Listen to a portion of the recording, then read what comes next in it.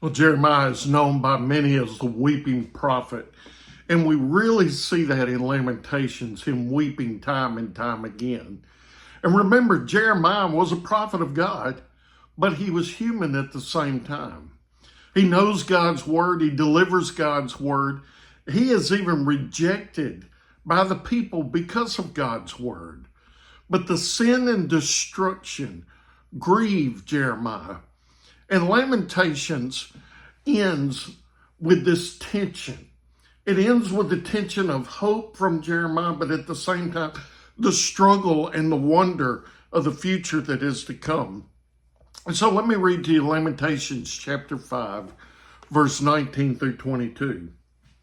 Lamentations 5, beginning in verse 19, says, "You, Lord, are enthroned forever.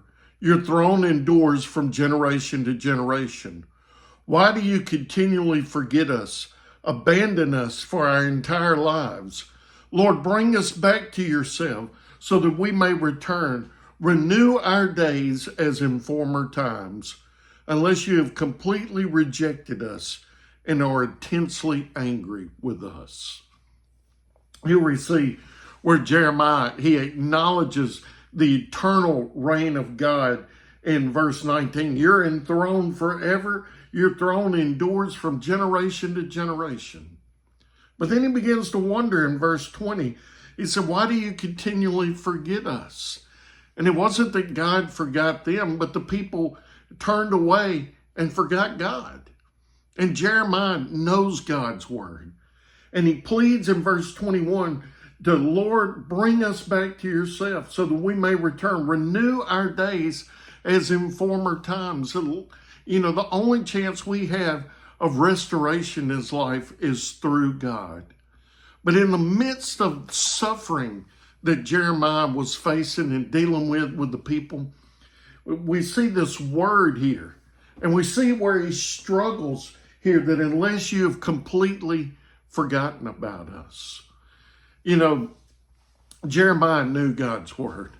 He knew that God was going to bring them back. He knew that God was going to restore them.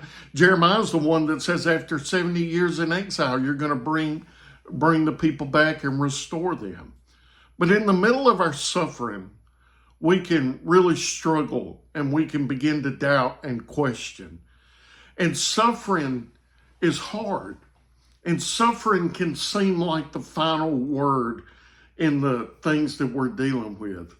And I think that's the important thing that we need to take away from it, is in the midst of suffering, that suffering is not the final word, but God has the final word. So look to his word, cling to his word in the midst of suffering.